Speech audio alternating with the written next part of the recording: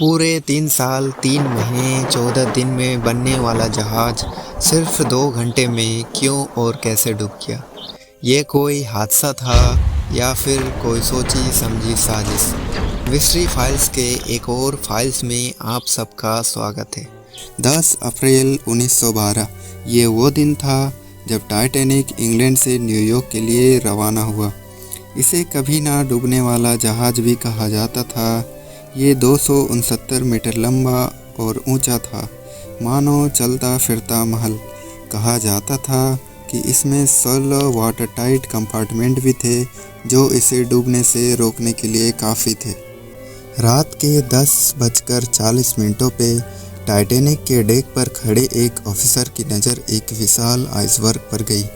Officer ने चिल्लाकर warning भी दिया, लेकिन काफ़ी देर हो चुकी थी। जहाज के राइट हिस्से से आइसबर्ग टकराया, जिससे स्टील की प्लेट्स फट गई और पानी अंदर घुस रहा था।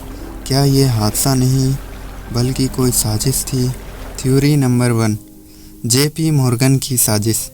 जेपी मॉर्गन ये वो शख्स है जिसने टाइटैनिक को फंड किया था, पर ऐन मौके पर जहाज से सफ़र नहीं किया। कहा जाता है कि टाइटैनिक पर मौजूद उसके दुश्मनों को ख़त्म करने के लिए उसने ये प्लान बनाया था। थ्योरी नंबर 2, ओलंपिक को टाइटैनिक बनाकर डुबो दिया गया।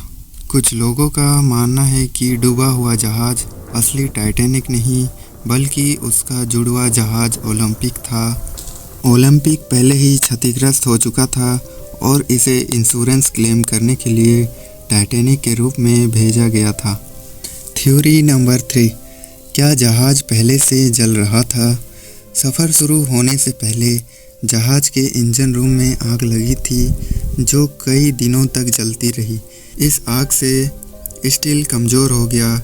टाइटैनिक का आखिरी समय 2:10 पर जहाज पूरी तरह डूब गया।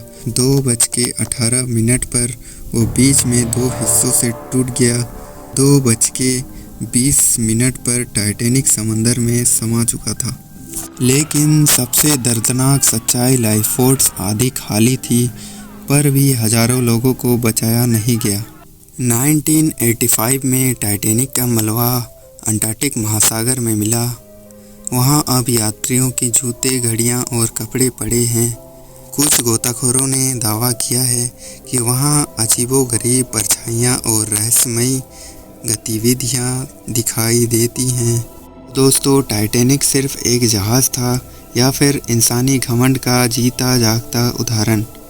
क्या आपको लगता है कि सिर्फ एक हादसा था या फिर इसके पीछे कोई गहरी साजिश थी? अपनी राय कमेंट में ज़रूर बताइए।